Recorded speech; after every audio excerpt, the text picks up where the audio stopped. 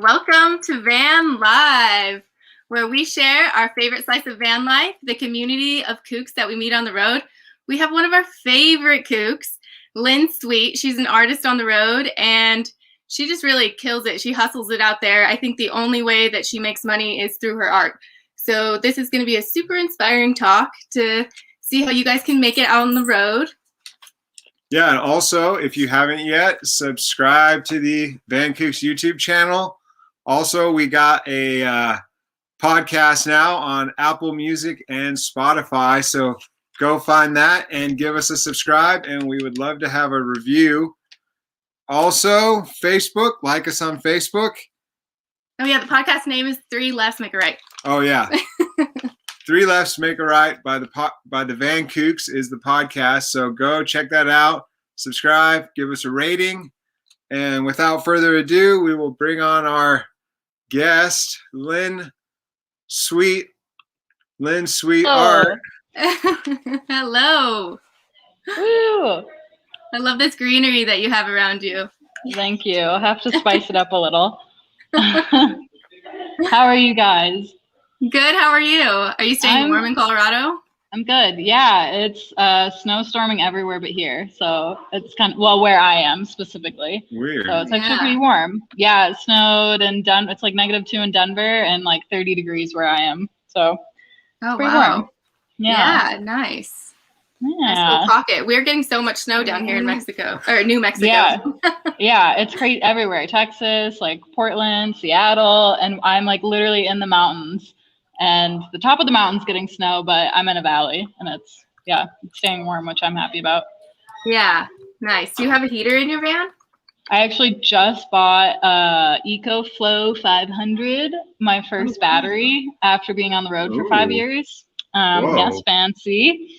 Before I didn't have any heat, and then I got a 250 watt, like like the tiniest heater you could get, pretty much, where you have to sit like this close to it, and it's nice, but the battery dies after an hour. So, yeah, I still gotta figure that out. Nice. Keeps my I'm glad hands it's not warm too cold out there. Yeah, it's not the worst. Yeah. Oh, well, okay. Wait, yeah. So in honor of van life, because you reminded us that it was in honor of Valentine's Day, you reminded us van lifers who never pay attention about Valentine's Day. So we wanted to ask you, because we know that you met Connor on the road, right? Yeah. Yeah, and both of you guys are super talented, like tattoo artists, both of you now, like artists. So how did that all happen to inspire others to meet on the road? Oh my gosh. There's a video playing at the same time. Oh, I love this video. Oh my God, that's amazing. That is where my talent caps, is that painting. I showed Danny this before we started. I was like, you got to see this. Oh my gosh. Wait, so the question is like, how did Connor and I meet, or how, like, are we artists dating on the road, or all of it? Yeah. Any of it. Yeah.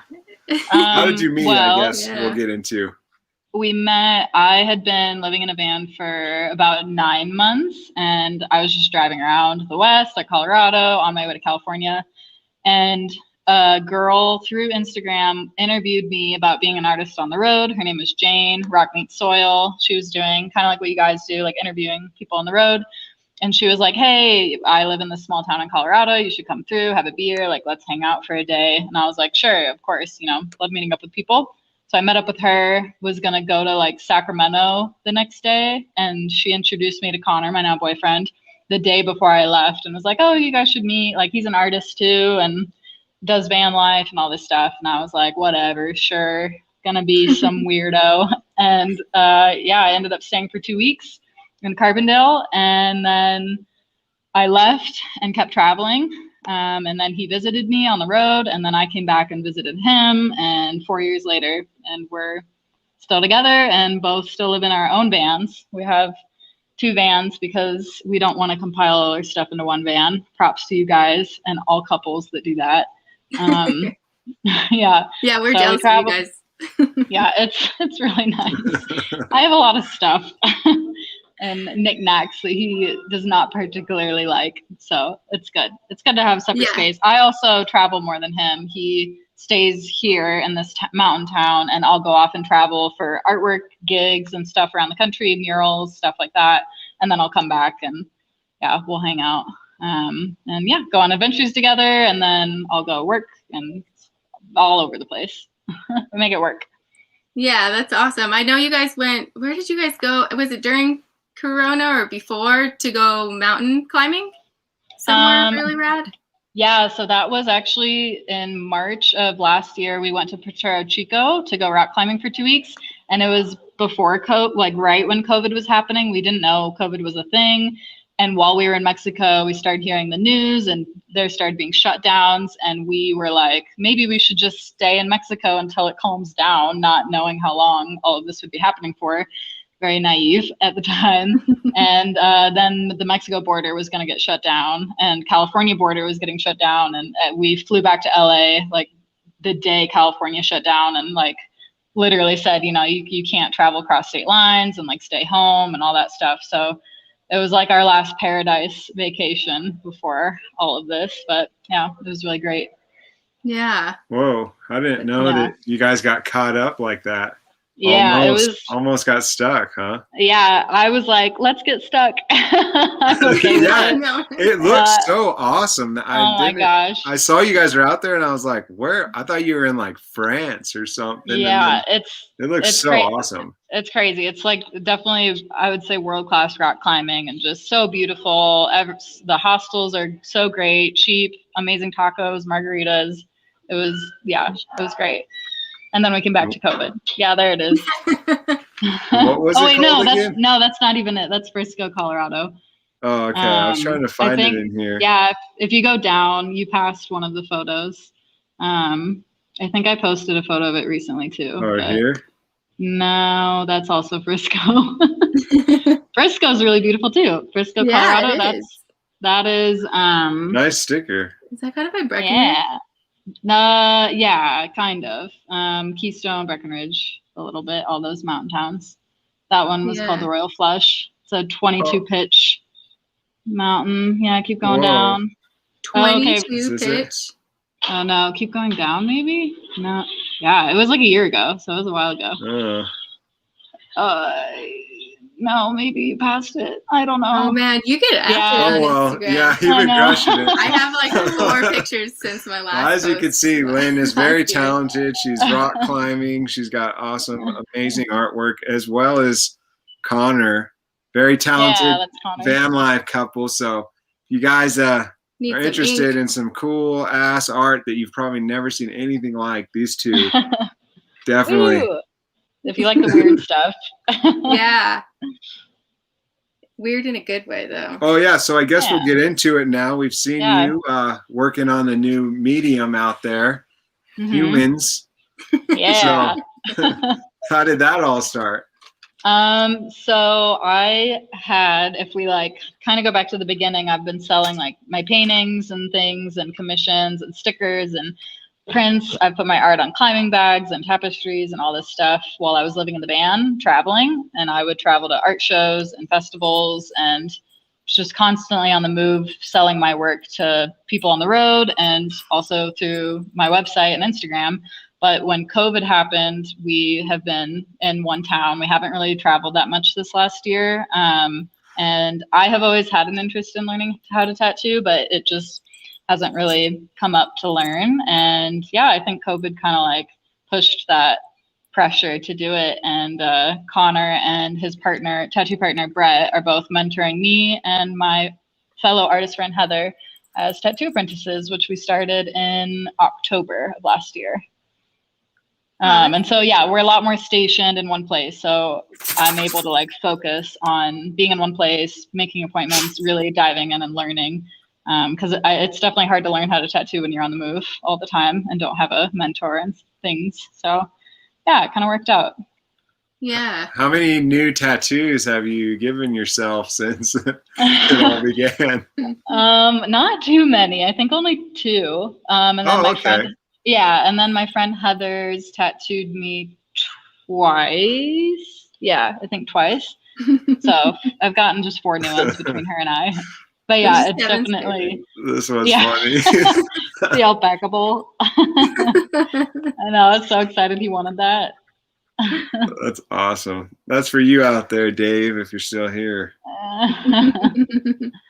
But yeah, it's definitely been really, really fun changing my mediums because I'm used to painting and drawing on canvas, and then changing that idea to like being on humans and how that fits the body and all that stuff, along with technique and sanitation and yeah, everything. It's been really, really cool.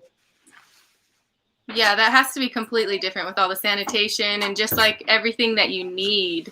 Like, do you use all of their equipment? I bought my own machine. Ooh, it's nice. like a battery pack machine, so it's cordless. And then I'm in the tattoo shop with, technically there's 5 of us, 5 tattoo artists and 2 chairs. So we all split materials, we split rent, and we split, like time slots and stuff on when you can tattoo. Oh, so it's kind of like a little tattoo family. Yeah. That's cool. Yeah, it's awesome. So can people book now for tattoos from you, or are you still in the learning? Yeah, so I've been booked since January, and I'm booked until like end of March. So I'm booking for like end of March, April right now. And how does one inquire about this? You can DM me or hit the little email button. And then normally I have flash sheets. I'm only doing my own artwork. I'm not taking commissions because I want to do this tattoo journey. The idea was to tattoo my own art since I'm already an established artist. I'll probably start taking commissions in the summer, but for now, I want to feel comfortable by knowing exactly what I'm drawing and feeling really comfortable about what it is I'm putting on someone's body rather than taking someone's idea right now. Mm-hmm. So yeah, you just pick from my flash sheet, ask if it's available, put in a deposit, and then get on the schedule. So we're tattoo noobs over here. So if someone kind of picks one of these designs, then it's gone. Like, is that how these flash sheets work? Oh. Yeah, it's only on one person. Once you put a deposit in, it is yours. It can take you 6 months to get your appointment in, but it's still yours. Like, I will abide by, if you pay for the, deposit or the design, then because some people are rescheduling because of COVID or because of weather and stuff like that. And I definitely respect that you can't always just get out here. I'm in like the middle of the mountains, so it's kind of hard to get to. And people have been traveling from Denver. So if they have to reschedule, I'm fine with like holding their design for them. Oh, that's cool. Oh, I didn't know that's how it works. Yeah. So if I saw something cool online, like on this sheet here, like the mushroom, I would just call and book and say number 4, and then that's fine. Yeah, well, if it's not taken, but yeah. You like ask, like, hey, is number 4 available? And I'll say, no, sorry, someone's taken it. Or yeah, that's available. And once you send the deposit, then it is yours. But if you say, hey, I want it, and don't send a deposit and sit on it, and someone else says, hey, I want 4, and they send money, they get it. It's kind of first come, first serve. Mm-hmm. Because otherwise the designs will just sit around and people will say they want it, but not really commit, and you kind of, things someone go pretty quick. Someone else could have got it in the meantime. Yeah, my flash sheets disappear within, I would say, like 24 to 48 hours. Oh, wow. That's awesome. Wow. Good job, Lynn. That's awesome. Cool. Killing it. It's a whole nother way to explore like art and using it. And I mean, it makes people happy. People love getting tattoos, Yeah, it's so much fun. I love it so much. 4's taken. See, it's gone. Yep. But I do like your style. You got, I mean, I guess like what really inspires the style, like just, it's so cool. Trippy. I mean, where does it come from? It comes from my brain. It comes from an alien brain. Yeah, the alien brain. I don't know. So like a lot of my digital illustrations and paintings are of like weird creatures, and they're kind of like brightly colored. And so with tattoos, I really wanted to do more just black line work. And I have a very sketchy, almost like a doodle, but definitely like I know what I'm doing doodle, not just someone who's just, whatever, not to like insult anyone who's doodling, but the idea is that it kind of looks like it's from like a sketchbook, and that's how my tattoos are that I have. They're very like, they're in gray, and they're very, that's a bad example. Let's see. They're very like light and sketchy looking.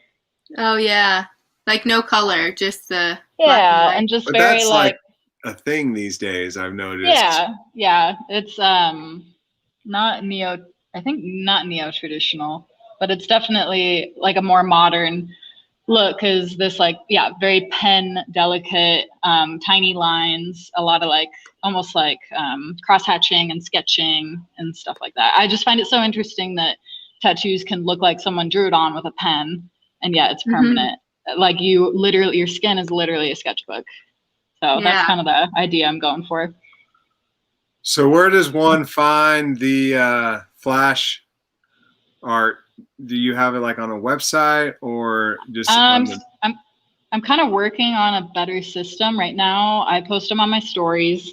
So if you watch my stories, that's where they normally go first. And then I'll put like a little red X over them the next day if they've been taken, or like you can see there on my page, I post a few of them permanently to my page. And then, I just tell people they can see what they find. And if it stands out to them, just ask me if it's available. But I do want to put some flash sheets on some sort of a website or my big cartel where you can like go through and buy, like put the deposit in and then email me to then get the schedule set up. I just want to fine tune that to make it, clear for everyone. Yeah. I wonder how you would do that. You would make it like $5 reservation and they buy like a sketch, but it's like, I don't know. You have to figure that one out. It would be more like, they would pay the $50 deposit. They would click like the number that they want. But then they would have to immediately email me to say, hey, I just bought this. Can I set up a time? Because otherwise I'll get orders. And then if I reach out to them and then they never email me back, and like just that back and forth conversation, I want to minimize that, make it a lot more clear. A lot of tattoo shops have forms that you can fill out on their websites. And we do have that on the Bonedale website, but not for us as apprentices quite yet. So we're still kind of working things out since we're still apprenticing. Yeah. So here is the tattoo studio here, Bonedale Tattoo, Carbondale, Colorado. Yeah. Bonedale. On Instagram. Tattoostudios.com. And there's some talented people out of Carbondale, huh? I mean, it's crazy. I'm like, shout out to Carbondale, little town, lots of talent. Yeah. There's so many artists here. It's pretty cool. It's a really cool town. Yeah, I gave you guys that epic summer tour. Yeah, you did. You were one of the first people that really showed us how to climb, and I still can like picture you telling me how to like choke the alien and poke it in the face so that you could get your knot. I always think of it. Yeah. That's awesome, because I'm so bad, I feel like, teaching people how to do that knot. I always mess up. I'm like, it's like this, and then I try it again. I'm like, wait, do I even know how to do it? And like, it doesn't work. Oh man. But yeah, I'm glad to see you guys climbing. I got tested at one of the indoor climbing gyms, and I just like blanked it. I just like I didn't even do my knot first. I just like put it inside my belt, and I was like, wait, what's going on? And she was watching me do it, and I was like, I think you were there that time too. And I was like, oh wait, no, I swear I know. And then I like did it all fast, but yeah. I still get nervous on those gym tests. I've been climbing for like 5 years, and I'm like, don't look at me. Yeah. Don't give me an F. I want to just climb. I know how, I promise. Well, so I wanted to, it's funny how Lynn and I met.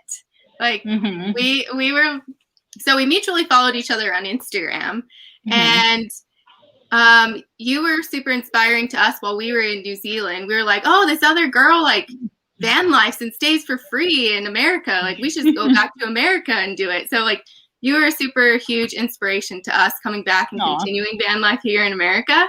Yeah. And so we mutually followed each other. I know you went to New Zealand after we got back. You guys inspired me to go to New Zealand. I was like, this cool couple in their van in New Zealand, like I want to do that. So I booked a 2-month trip, like right when you guys got back, and then I went out there. Yeah, and we hadn't like met each other for a while. But it was like years, I feel like. Yeah, and I had randomly gone to the GoPro Mountain Games with Kevin because he usually works it. And I met the Brew Doctor people, and I had shared one of your stories, and he had been following me from that. and he was super interested in your art, and he was really cool, and he made us meet up. He had this like secret plan to have us meet up at we got like catfished each other. Yeah, that's what it's called, catfish. Yeah. I mean, not really, because we turned out to be normal, but it's like meeting from the internet, like, I don't know, like a weird meetup, and then we were like, yay, we're both as cool as we thought we were. Yeah, it was like instant fun right away. I was like, oh my gosh, did I meet my like van life soul sister out there? Yeah, it was so much fun. Oh my gosh, running around that festival. Yeah, that was great. Yeah, so you did art for them for a long time, didn't you? Yeah, so I did I designed a sticker for them, which is the one holding the can. Yeah. And then I live painted for them where I met you at that festival. And then I think it was a year later they invited, or maybe 6 months, they invited me to live paint for 2 festival / just like events, fairs that they had a booth at, and I live painted for them there. And then I think I did like one more thing for them. And then the guy who, Griffin, who we were working through, he ended up not working for them anymore. And so I kind of lost contact. And they like moved a bunch of things around marketing wise and their budget and stuff. So I haven't really worked with them since then, but it was still fun while it lasted. It was like a 1.5 years of working for them. Yeah, were you getting paid and going to the festivals? It's like part of the work for doing it? Yeah, they paid me hourly. I had like a minimum fee per day, and then they got to keep the paintings at the end of the day. I think the music festival one that we went to, I was able to sell the painting because they couldn't pay me for that first one. They just got me a free ticket and like some other stuff. But the other festivals, they paid me to go to. So that was a cool opportunity. I was out in California. Yeah, you're such a hustler too. I remember walking around with you, and you would bring your art books and you'd show me how you would just sell, how it kind of started, how you'd sell art at festivals and walk around. And I just couldn't believe how, like, I mean, I don't know, to me, it seemed so bold, like, check out my art. And like, people loved it. They like wanted to buy it on the spot. It was so cool. I was like, wow, you could do this, like, to get by in van life. Yeah, definitely. I started doing that before I lived in the van. So I like tried it out while I was still in college and made more money during the summer than I did at my delivery driving job. So I was like, I feel like I'm onto something. If I, work in the summers, festival hop, literally every weekend, drive 8 hours to a new festival, like hustle, work really hard, 7 hours a day, walk around. I didn't even go to the music or whatever for most part, just sold my art. And slowly, I think that helped me build a fan base via the internet and all of that. So I did that for like 3 years, and then started living in the van. And so I was getting better and better at it. I had more products. Like bringing 2 portfolios, stickers, pins, patches, T-shirts, like all of that. And then it just started becoming. It started becoming a little bit more work than what I wanted, and I was able to sell more online rather than in person. And so I was able to step back from having to physically go out and sell my art and just sell online and focus more on original paintings and commissions and some stuff. Rather than having to move around and work so much in person. So that was kind of cool. Yeah, so what are your favorite websites that help you as like a van lifer for making it easier to like not send stuff out? I know you have Big Cartel. Do they print it all for you? Send it? No, sorry, 1 second. My headphones cut out. I'm gonna connect really quick. Yeah. Sorry. That's okay. I thought it sounded a little different. All good. But in the meantime, while we're fixing it, everyone can check out Lynn's art. Her shop is Lynn Sweet Art. I'll put a link in the chat. LynnSweetArt.BigCartel.com. And yeah, I'm showing it here. There's a whole bunch of cool stuff going on. Maybe Lynn can tell us what the mystery bag is all about. Let me throw that link in real quick. You back? Can you still hear me okay? Yes. Yeah. Okay, cool. The headphone, I don't know how to work these. They die. Okay, I'll like over here. Okay, so my big cartel is kind of like an Etsy where I set up products through other websites, and I either have the product with me physically and mail them out myself, or I outsource and the company makes it and ships it for me. So it's a big combination. Like those shirts and hoodies I get made through a website. They print them and they ship them. They're made to order. So I don't have to deal with like having a big bulky box of shirts and hoodies in the van. But then I have smaller things physically myself that I order in bulk and I keep, and that's like stickers, patches, pins. I had pencil bags, paintbrush roll-ups, climbing bags, these beanies that I make, prints, stuff like that I have physically, and then I send it out, if that makes sense. Yeah. What website do you use that you outsource for it to just be shipped? I use over like 30 websites to make all of my stuff. Yeah. Oh, wow. So like every single item comes from a different website pretty much. Like those t-shirts and hoodies come from Printful, which I do recommend. They're pretty spot on with their printing. I've only had a handful of issues where it might not come out perfectly or something, but for the most part, they're really good quality. They also offer organic cotton and t-shirts made out of recycled cotton. Which I've been trying really hard to be more eco-friendly with my work, and they have like organic cotton tote bags and stuff like that.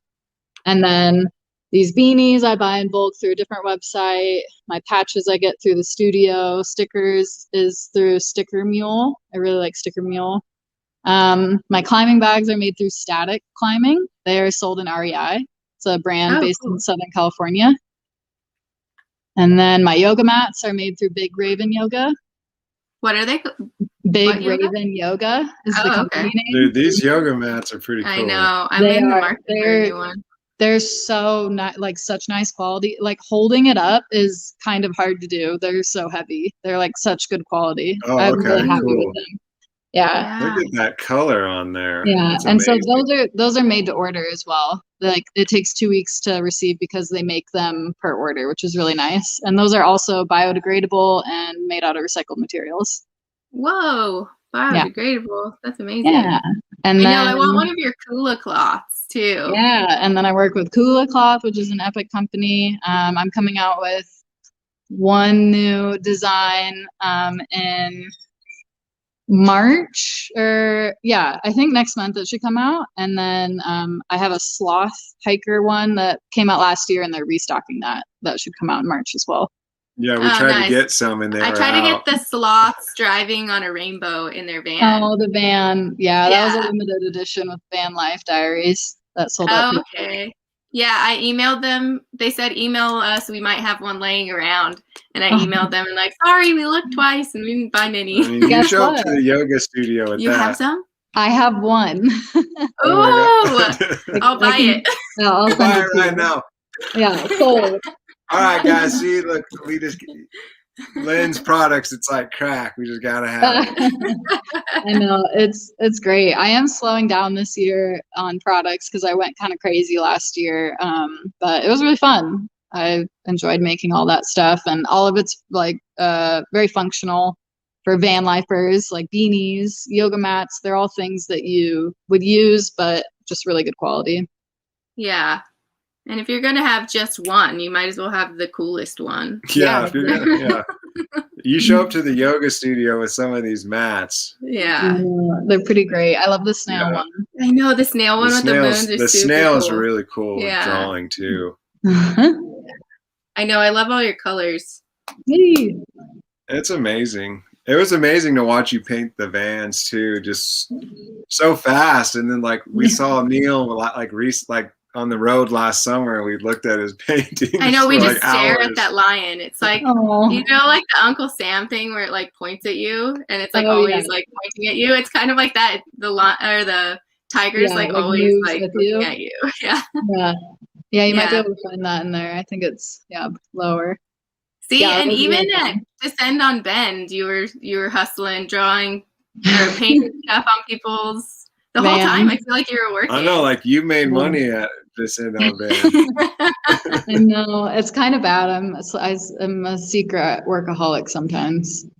Yeah, they are. You get it while you can.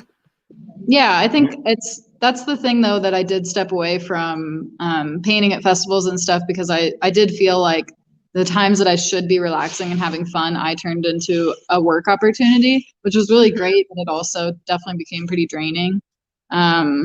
So stepping away from that is kind of nice because now I can go out and do those things and I don't work. I don't think about art. I make my money in a different way now so that I can relax during those times.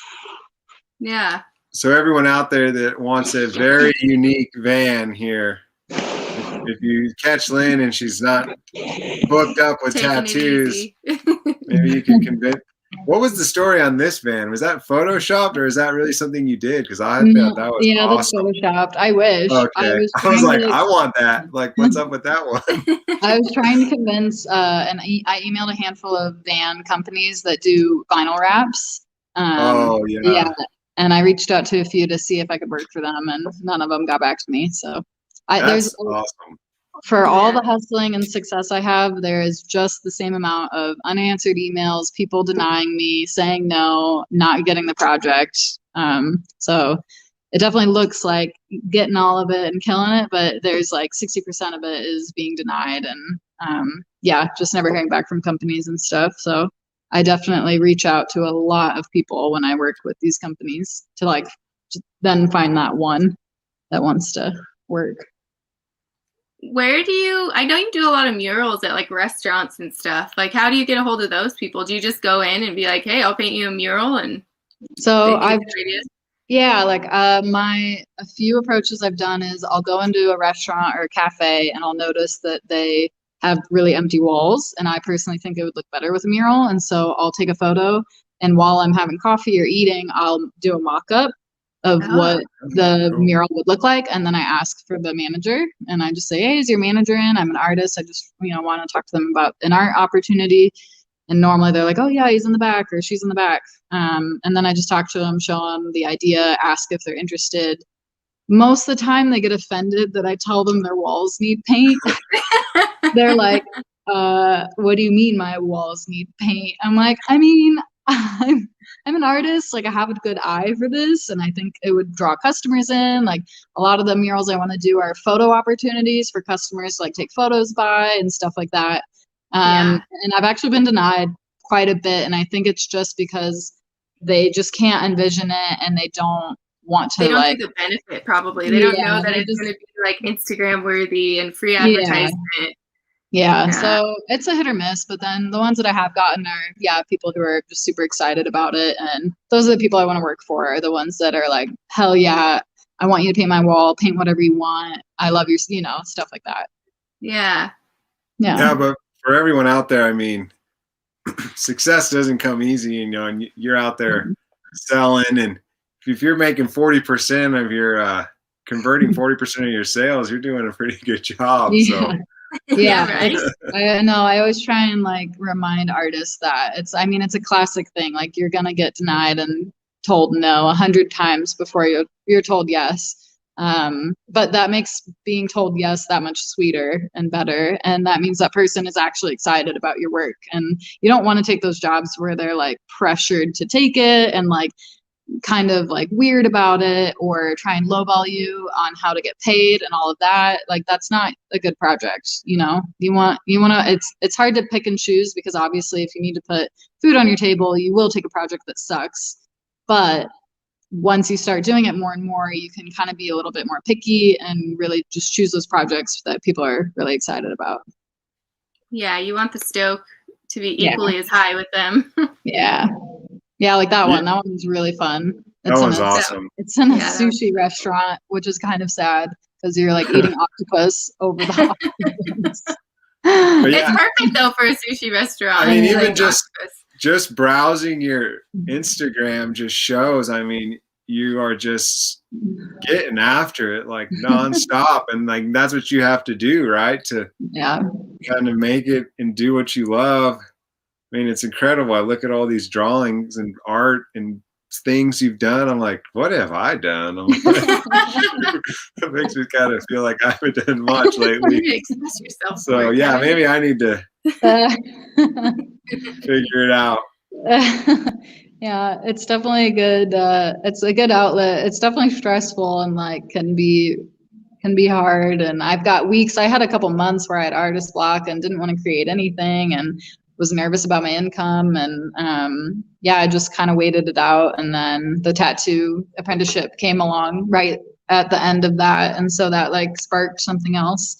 So I definitely hop around like I did murals for a while and then I stopped. I went to festivals for a while, then I stopped. Then I started working with other companies on designing patterns and then I switched it up and now I'm tattooing. So I think it's important to kind of explore all of the mediums and the styles and things so you don't get bored and you don't get burnt out on one Yeah, I'm thing. sure the other ones inspire, like what you've done in one medium inspires the next medium, like way later on. You probably don't even realize it.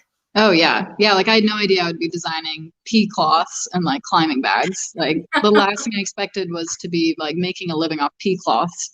Yeah. But it's so much fun to design for them and the company's awesome and yeah, just everything behind a pea cloth is Yeah, well, great. it's funny. Like we were even telling my mom, like, well, when Lynn's Kula cloths come back, we'll get you one because we go hiking and it's just, Yeah. it's actually a good idea. I mean, It is a good idea. I think of it all the time because I hate when I feel like it's the girls too that like mark our spot with our toilet paper. There's always toilet paper in like weird corners in nature, and you're like, oh, well, I guess this is the bathroom over here. Yeah. So it's cool that you have that because then it cuts down on like having to even like have some place to be responsible and throw away your toilet paper. Yeah. And it's like cool. It's like just a cool piece of artwork hanging on your backpack. Yeah. So how do these things work? You just wash them or like so they're made out of antimicrobial cloth it's like silver infused. I'm not sure about the science behind it, but they've researched and it's like this absorbent material that's meant for soaking up pretty like bodily fluids pretty much. So it doesn't smell. You can use it, a few times in a day, take a whole day and not wash it if you want. But if you like want to be super, super sanitary, use a little water bottle and like squirt some water on it, rinse it out. Or if you're near a river or creek or something, you can rinse it with like a little bit of, like Dr. Bronner's or whatever soap, or just rinse it with water since pee is antibacterial anyway, and just hang it on your backpack and it dries, or you can use it wet and it's like a wet wipe.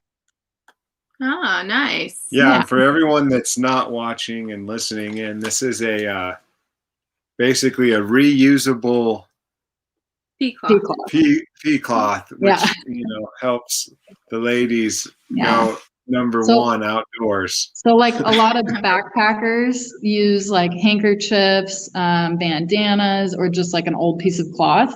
And I think a lot of people who are out in nature hiking a lot understand this concept, but people who aren't so much, they're definitely a little like weirded out by it. They're like, that's gross. Like, why would you use that twice and stuff like that? So definitely, if you want to learn more about it, kulacloth.com has an FAQ section, and it's super informational about why it's hygienic, how to clean it, how much you can use it in a day, all that stuff to help you understand more like what it's about if you aren't an avid hiker and don't really understand the use of like, because I pee outside all the freaking time, and it's super useful. If you don't pee outside a lot, then it's like, what are you doing with this like oven mitt on your backpack? So yeah, it just depends it depends on what you do and how you use it and stuff. But they're really great. I love them. I have like 7 of them. Oh, nice. Yeah. Yeah. So Lynn, you've been doing the nomadic life for how long now? It's been a long time, huh? I think I'm going on my 5th year. This summer I'll be going on my 5th year. How did it all kind of begin? Oh gosh, back to the beginning. Did it choose you or did you choose van life? The van chose me. So it's definitely, oh gosh, let's see. I think it started with that I've always enjoyed traveling in a car and like being in a car comfortably with just a backpack of clothes and a stove. We grew up camping a lot, so that's kind of always been integrated in my lifestyle. But then when I went to school and didn't camp as much, I would travel in my Yaris around the country just for like weekend trips or a week to California, visit my family, stuff like that. And I loved it. And I was like, I can literally survive off of a backpack and a stove in my Yaris. Why am I paying rent? And I don't want to work for a company doing graphic design. I want to work for myself. So if I can sell my art, make it work, live kind of penny pinch until I make it, then let's try it. So yeah, I just graduated school and worked like 5 jobs for like 8 months to save up for a pretty crappy van that crapped out on me after like 8 months. And then, yeah, just sold art. And then my van broke down and I moved into this Yaris from high school. It's like a little smart car. And so, yeah, I lived out of that for, I think, like 8 months. And what is it? It's a Yaris.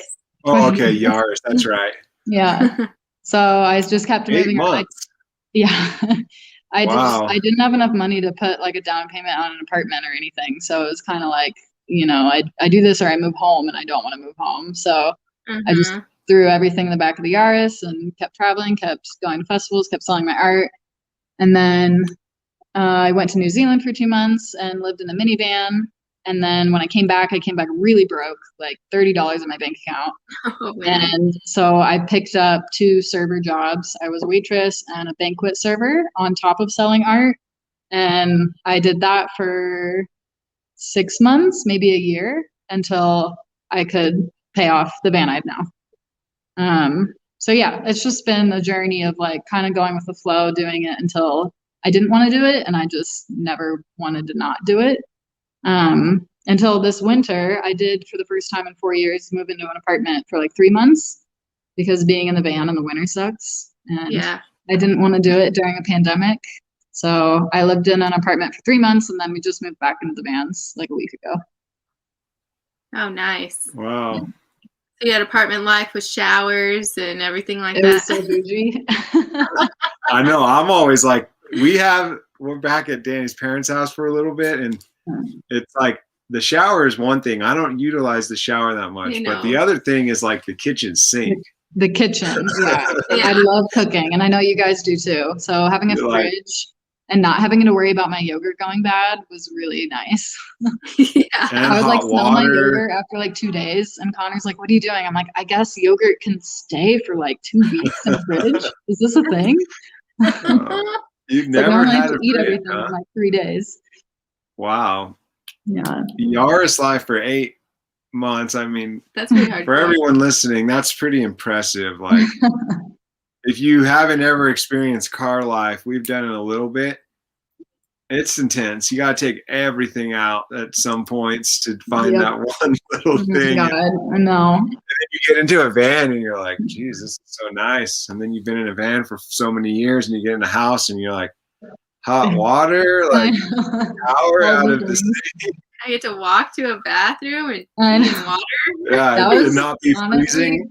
getting used to. This is so bad, but like in the van, like getting up and peeing, I'd either pee outside or like pee in like a little tub or whatever. In the apartment, I'd wake up in the middle of the night and have to pee, and I'd be kind of used to like holding it, and I'm like, wait, I don't have to hold it. There's a bathroom right there. Or like, and getting myself to pee regularly was an odd like transition, and I realized how much my bathroom schedule is run by being in the van. Yeah, So, that's true. And that's what makes it hard during a pandemic, is like sometimes people use their number 2 opportunities at public restrooms. Yeah. And there's not a lot of public restrooms that are excited to let public in. Yeah. Yeah, that's why I was happy to move into an apartment for a little bit and take the ease off of that, the stress off. But yeah, I'm happy to be back in it. I love it. And it seems like that little pause is kind of good. We've been using it. We've just gotten so much done. Like, we get so absorbed into van life that we kind of just forget to do stuff. And then we're like, wait, what does that bank account say? Like, what? Yep. Yeah. So yeah, we've been utilizing it. We've been enjoying it. But I see everyone at Schoolie Palooza and other events. I'm like, wait, what's going on? Is I van know. life Yeah, I know. I've been keeping an eye on it. I'm like, wait, are people moving around still? I'm still like, I'm just gonna chill here for a minute. It's kind of Yeah. nice. Definitely Yeah. moving around for like 4 years straight. I'm learning to appreciate the slower the pace. first few months I was kind of struggling. I thought I Yeah. had to Oh yeah, definitely. day, and then I finally started getting okay, I'm getting things done. Yeah. Well, I know we have to stay here for at least like 3 weeks because I'm in my integrative health school now, and I Yeah, I have saw this that. like class. Yeah, so I have this cooking class, and I asked her. I said, I live in my van. Do you think that I can still do the cooking class in my van? And she was like, preferably no. Oh no. We need it to be super sanitary, and we're practicing sanitary stuff. So I'm Yeah. staying here just for 3 weeks. So Yeah. at That's not too least, bad. That'll go by yeah, fast. yeah, totally. And then it'll warm up by then, hopefully. Yeah. It's gonna get Yeah. colder here, but the next like month is normally the colder. March and then April it kind of tapers off. Yeah, you have that like sneaky late winter sometimes. You like think it's gonna be Yeah. spring and then you get dumped on. Yeah. Yeah, it's definitely we've had a late winter. It just like started snowing a few weeks ago, really. Otherwise it's been pretty bare here. So Yeah, here as well, except for today it's like 12 degrees. It's so weird. It yeah, was 60 like 2 days ago. I know. That's the weather out here is nuts. My tiny heater will save me. You get real close. Oh my gosh, literally I have to be like right here. And then I'll like put my foot up if my feet get cold. Just like 2 toes. Yeah. And then it dies after 45 minutes. I'm like, that was short-lived.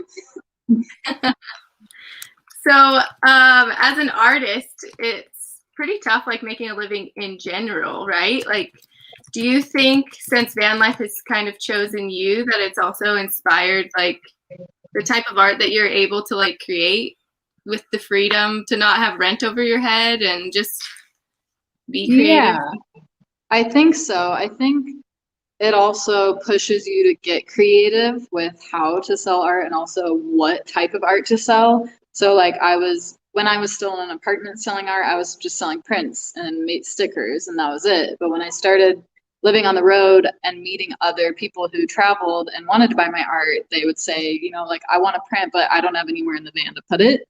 So that's when I shifted and my focus more on making useful items with my art on it. And that's been my best sellers is, you know, bandanas and tapestries that you can hang up, shoes, really, yeah, anything that you can physically use rather than just something you can hang on your wall. And I don't know if I would have gone in that direction if I wasn't traveling and living in the van, because I don't know if I would have needed to get like that creative. Maybe I know there's artists that don't travel and they make, you know, similar things that I do, but I definitely think that was a good push for me to really try and get creative with what I could put my art on. Yeah, like a nice pivot. Yeah. Speaking of pivot, what about coronavirus? Has that made you pivot in any way to like get your art out there during this weird time? Well, when it first started last March, I was pretty nervous about art sales going down because, you know, we're in a recession and who's going to want to spend their money on art when, you know, they probably have their bills to pay first. So I definitely was like preparing myself I saved money. I made sure I was being, you know, frugal with what I was spending so that I could make it like 3 to 6 months without having to make any money by just living really cheap. But in my April, yeah, that like first month, March, April was my best selling month for art. And I think it's because everyone got bored at home and started online shopping. And they also got their stimulus checks. I was just gonna say, that coincide with the stimulus check. I know a lot of people out there shopping around that time. So that was kind of cool. So it kind of gave me like hope that, okay, people are really pitching in to like help artists and help small businesses during this time. And again, with that functional art, I'm still trying to sell things that people can use in their homes that they feel, what do you call it? Like validating their purchase. Like, oh, okay, I can use this. So it's not just something I'll throw to the side. So yeah, this last year has actually been really, really good selling art wise during the pandemic, which I've been really surprised about, but feel very blessed that everyone wants to support me. And yeah. Yeah, that is awesome. That's cool. I know there was a big push at the beginning of the pandemic. I know a lot of DJs went on Twitch and were asking for donations, and it was just really cool to see so many like artists get supported by some of their fans. Yeah, and like I definitely, you know, I haven't painted a mural since March, and I haven't gone to a festival, and I haven't done an art fair, anything like that. So the shift of, like I said, doing all these products that are useful has been really fun, and it definitely gave me a new spark of creativity, and I've gotten to collaborate with a bunch of really cool companies, and people in general that have just kind of pushed my career to the future. Like I can see, you know, I have like a setup plan for the next, you know, few years because of the relationships I've built with different companies. Yeah. Yeah, so it seems really like cool. You've been doing a lot of collabs lately. Yeah. So like the static climbing, that was a collab. And I didn't sell those as fast as I'd like. I still have like 4 left, but it was still really fun to get with them. And I'm going to try and get a fabric up in their store. And then Hot Mango Undies is a organic, like ethical, handmade, small business underwear, bras, and tank tops. And I've been working with her for the last year, and my patterns will be in her shop permanently for the next year, foreseeable like future. And then Cool Cloth, I've come out with, I think, 4 or 5 different designs. So I'm also have that hiker sloth that's going to be a permanent design in their shop for the foreseeable future as well. We're going to hopefully pitch one of my designs to REI. Fingers crossed. Yeah, you should definitely get in there because we some see of their stickers and stuff. And we're like, I'm going to try and sell some stickers over here if I can, because some of them are just kind of generic. Yeah. Totally, you got it. The only thing with that is that I wanted to pitch the hiker sloth to REI, but they told me they do really only want generic stuff because it has to appeal to the masses. So it's definitely not generic, but it's more generic. It's a pattern of like backpacking, camping supplies. So, and it's all REI gear that I drew. So cool. We'll see. That's like we haven't really fully talked about it yet. So it'll be a very future thing. So people Van Cooks heard it first. Yeah. So if you're I know I'm not sure if I'm supposed to say anything, but it's not official. We'll see. It's more of a dream. So if you're an artist out there, you got to basically jump on these collabs. I guess it just gets you more exposure. Yeah, it helps both parties for sure. Yeah. I'm sure you've met some like really made really good friends with some of these people that you've met. Yeah. That you've collabed with. Yeah, like this girl here who made these pencil cases for me, Courtney. She is a new mother of like a 2-year-old kid, and she was out of work during the pandemic, and I paid her to make these pencil cases and paintbrush roll-ups for me. And so I was literally funding her, to pay rent and all of this stuff for like 4 months. So that was really cool to be able to she was helping me and I was helping her. A super mutual, awesome collaboration. And she designed these paintbrush roll-ups, like the whole fabric setup. I did the pattern, but she did the what it is, how it exists. So I asked her to make them for me, and they're super high quality. She's awesome, super lovely to work with. We've become friends over the last year. And so it's really cool just reaching out to different other artists. You'd be surprised on who responds. You think this is a huge company or this is a small company, but if you just have an idea, why not bring it up and just see what happens? The worst they can say is no. Yeah, exactly. And then just try a different, person or company.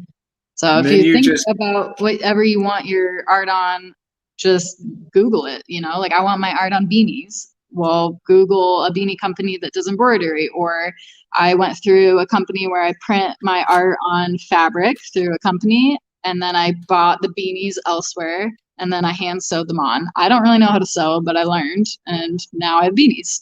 So just take some innovative ideas and research, and you can pretty much throw anything together. That's awesome. Yeah, you have just about link street art on just about everything. Those yoga pants are super normally I'm wearing my shirt is normally mine. I always have my I know, I was just gonna say it's so cool. You just have your own shoes, pants, chalk bag, tattoos, leggings. Yep. I mean, Yeah. we're slowly building the Van Kooks stuff. We're slackers on that. We're looking at yours, and we're really like, I know. That's why okay, we're it's like, okay, time. where do you get these Yeah. done? 'Cause those look Oh, nice. we need to have Lynn on so she I can had a kick our butt. Patreon where I was gonna like talk about all of that and have videos like this where I talk about every single website I use, how to use them, like Ah, all of that stuff. But I had it up for like 6 months and literally had no subscribers. Well, I had two. I had 2 subscribers, and it just wasn't enough for me to like keep up with the work on it. So I took it down. But yeah. I'd love to, share with people if it's like kind of like teaching a class about how to do marketing and all of that stuff and all the tools you need. You could just do a master class How to make money. You're not a digital nomad. You're a, Yeah. I don't know. Yeah. What are a you? paintbrush nomad. Yeah. I don't know. I don't know what I am. Well, you do a lot of digital art too, right? Yeah. Yeah. A lot of it's digital, and then acrylic painting is the other. Yeah. Oh, and Lynn was the illustrator of Neil's book. Yeah. Oh, So yeah. if you were on last week, Yeah, we had him on Yeah. last week. And yeah, so 179 pages illustrated. yeah, I know. Yeah. We were pretty impressed when we got it. Like illustrations, they fit perfectly with the words. abstract words and the abstract art. We loved Yeah. it. So Yeah, that was cool. like I like these like cool sketches you got. It's like a modern Be Here Now or something. Aw. So are you doing another book with Neil? Is that the word on the Yeah. street? Here, let me see if I can bring it up. Yeah, so he has like 6 books in the works. Oh wow, that's good for you, huh? Yeah, I told him I can Thanks, only Neil. do like one a year though, because it takes a lot of mental energy to draw for poetry, because I like read through it multiple times, and then I really want to make sure the illustrations reflect the words and not just in a straightforward way, but in kind of like an abstract way. So it's a lot of mental energy to draw for poetry. I love it. It's so much fun. It's just a lot of work. So let me see. And then I know going to press or whatever, you guys had some. Oh yeah, that was like 3 or 4 months of just trying to get it published. That was chaos. But yeah, now I'm working on the second one. This is the cover. Ooh. Wow, Lynn. Oh, cool. Love it. I can't wait. I'll have the whole collection soon. Yeah, so it's going to be similar to that one, a little bit more simple of drawings, but similar idea. Let me see if I can, I don't really have any sneak peeks because they're all still super sketchy, but yeah. Nice. All the I'm excited to projects. see another collab from you guys. Yeah, it's fun. Yeah, you guys had a funny. I love you're like one of the best kooks out there. Lynn, when we were at Descend on Ben, she was like the camp counselor, keeping everyone like super pumped. And you and Neil also collabed on a talent show thing where you did the interpretive dancing and everything. Yes. That was great. Oh yeah, you can take these. Okay. Hi. Yeah, that was really fun.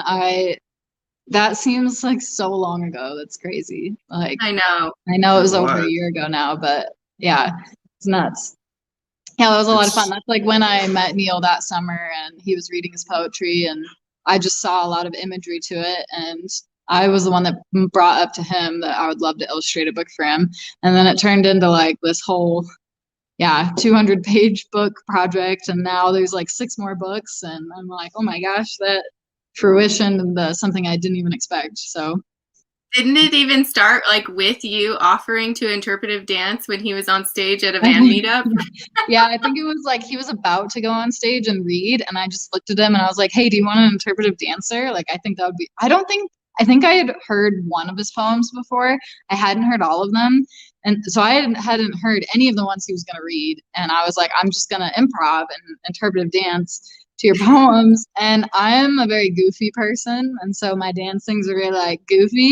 And his poetry is very beautifully raw and like, kind of dark and like intense. And I remember starting off the interpretive dance, like coming out of like my pants, like I had my hands in my pants, and I was like worming around the stage. And the first poem he read was Childhood Trauma.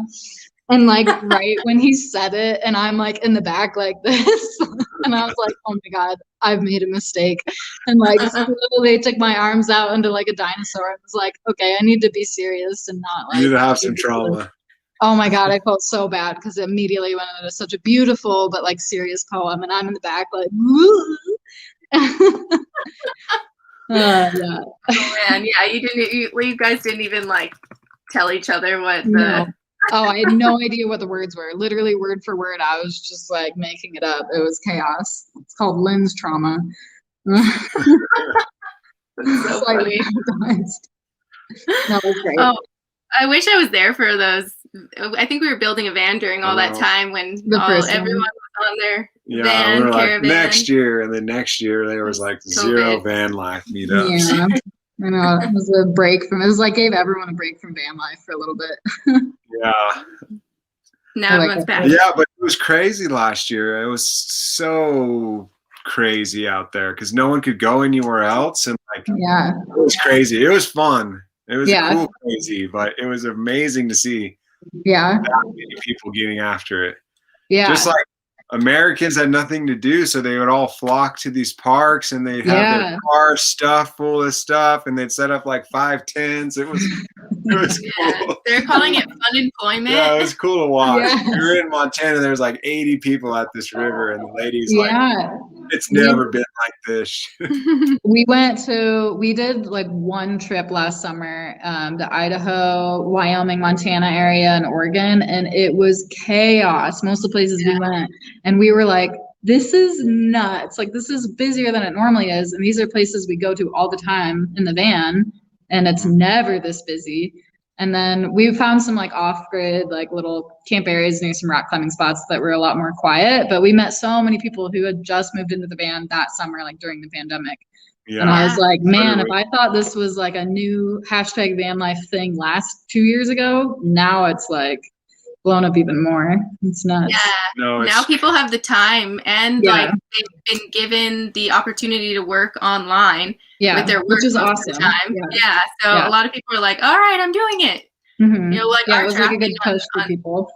Yeah, our traffic on the Van Kooks website has just gone so like it's out of control. Yeah, so now we need to be like you. We need to have like 50 offers. So we're like, once you're in the funnel, you can't leave without you should do like little kook tiers where like kind of like Patreon where it's like $5 you get a kook patch that's like, you know, kook initiate. And then well, we were trying to build another van, but it's so hard to get them. Like if you're not like the first person, it's gone. We had a guy in Boulder, and then I was like called him back to make sure I could drive out. He's all, I sold it. Like, oh. That was fast. It's where it used to be like they'd be begging you to buy these old vans off. No, it's so funny. Yeah, it's awesome as long as everyone's respectful. Yeah, leave no trace. Hopefully everyone's kind of abiding by the don't poop in the parking lot rules. Yeah, when you buy a van, buy a shovel, people. Yeah, you need a shovel. Seriously. Or a bucket. Yeah, get yourself a nice poop bucket. You can put a little cushion on it. It's great. So any other current projects that you could share with us that's coming through the pipeline we can expect to see? Any the book with Neil is my most recent biggest one. Tattooing, which we talked about. And what is it? Bonedale Tattoo? Bonedale Tattoo is the Instagram, or just go to my page and you can see all the tattoos I've been doing.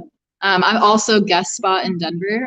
I have a guest spot at Beloved Tattoo in Wheat Ridge in April, but it's already booked. But I'm gonna try and go out once for a week at a time every month in the summer. So if you're in Denver or closer to Denver, so you don't have to drive over Vail Pass, I'll be out there for a week. So I'll announce when I'm booking for those weeks because that also gets filled up within like 24 hours. That's a cool gig for van life. You just go to different studios, book out a month, and that's awesome. Yeah, so like hopefully when COVID calms down, I can do it more so like, you know, Portland and San Diego and find shops all around and just tattoo there for like a week. And you got a good following, and I think you would be very successful with that. Yeah, I'm still technically an apprentice, so like my tattoo rates are pretty Okay. cheap. I'm still learning. I'm by no means like fully crazy professional. I mean, my tattoos are, as you can see on my Instagram, I think pretty good. But yeah, I probably won't guest spot at many places outside Colorado for another like year, I would say. Nice. It's for the tattooing stuff. Is it like when you go to a barber or whatever, do they get like certified or something as far as apprenticeship goes, or? Yeah, like we have to go through getting a what's it called?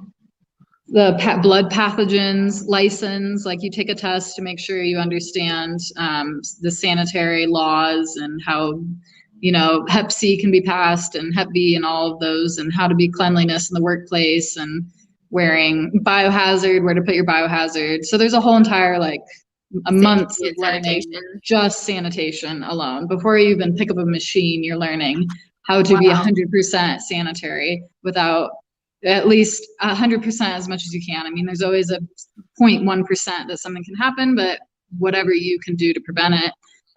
Yeah, we're extremely sanitary. So that I do tell people, like, I am not going to be an artist that tattoos out of my van. I definitely I've just learned that I don't want to do that. I want to make sure I'm in a shop and like have all of the sanitary tools. Like, no hate on anyone who does that. That's awesome. But I just don't feel comfortable, just because horror stories I've heard and stuff, and it makes me nervous. I would feel so bad if I gave someone like an infected tattoo. Yeah. And I'm sure going through those sanitation classes, you've learned some like scary stuff that you don't want to.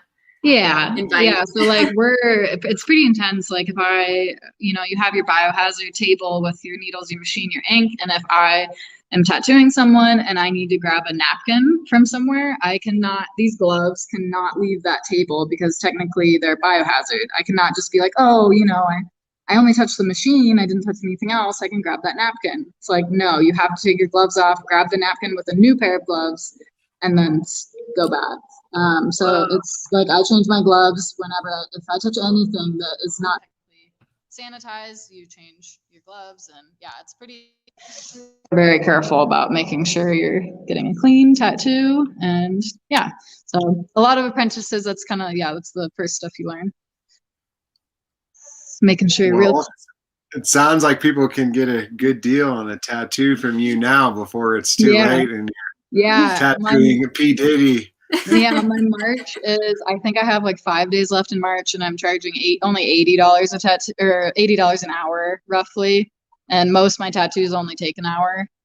So yeah, it's pretty cheap. This month it was like $50, and then April, I think I'm raising my prices to 100 because I have to pay the materials, and rent alone is crazy expensive. So if you think your tattoo artist is actually getting paid 100 an hour, that is not true. Like 70% of it is not 70, but a lot is going towards materials, rent, gear, all of that. So yeah, it's definitely worth it.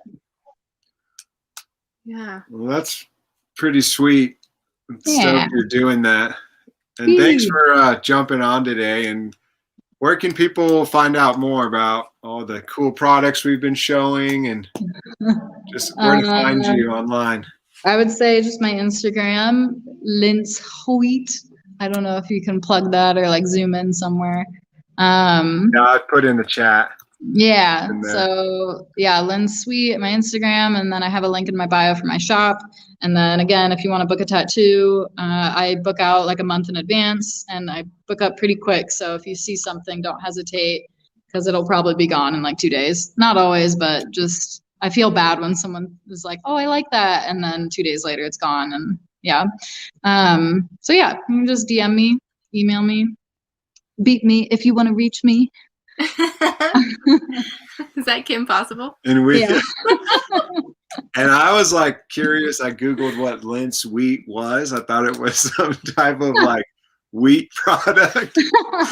But it's her name. I know, but I was like, Lindshoit. Yeah, it's a joke. Someone told me it was my like 1400s peasant name. Oh, okay. Like, when they're like calling on a like golden trumpet, Lindshoit. And when you say it fast, it's my name, Lynn. Yeah. No, I totally see it, Yeah. but I thought it was like a play on words, and I was like, what is It Lin's is. wheat? It is a play on I words. thought it was like a process they did to wheat, but That's awesome. if you Yeah, it's want, kind of we'll- confusing. I changed my name on a whim. It was Lynn Sweet Art, but I thought that was too boring. So no, I think Lin Sweet fits you better for sure. and my potato photo. Yeah, I thought it was like a chicken. Doesn't it look like a chicken? You're so confused by my I whole know. my whole So thing. Has Van shoes on But too. thanks for coming, and if you want, you can just hang out when we're done. We can catch up for a second. Yay! Yeah, will Connor sign- just we will got it, s- so you can say hello to him. Yeah, we Oh, don't want to hold nice. you guys up too much on your van. Yeah, we will sign you off, but if you just wait, I won't disconnect you here. Okay, I bye gotta do my everyone. outro. Bye. Thank you for coming. Woo! All right, Kooks, thanks for tuning in to another episode of Three Lefts Make a Right. Remember to subscribe if you haven't yet to the YouTube, the Van Kooks Never Ending Shenanigans of Van Life and whatever we can find along the journey we call life. Also, we have our podcast, so if you could give us a positive review, we appreciate it. It helps out a lot. Like us on Facebook. We see we got more people now in the chat than we've had all night, but you guys are late. Yeah, sorry we had to change it, guys. And man, is social media exhausting. So we're on Facebook. We are on Instagram. We are the Van Kooks. You can find us there. And if we try our hardest to get back to you, it's a difficult world navigating all these platforms. The only place we're not just the Van Kooks is Facebook. We're the real Van Kooks. The real Van Kooks. But thanks everyone for showing up late. And we will be back next week. We have more guests booked up for the next month or so. So I guess we're going to keep the live van lives going. And before we sign off, we got some of Lynn's work there on our notebook. And check out her work. It's lynsweetart.bigcartel.com. It's in the comments. You will not be let down when your awesome stuff shows up. So thanks for watching, guys, and we will see you next week. Bye, guys. Let it hit in. Bye.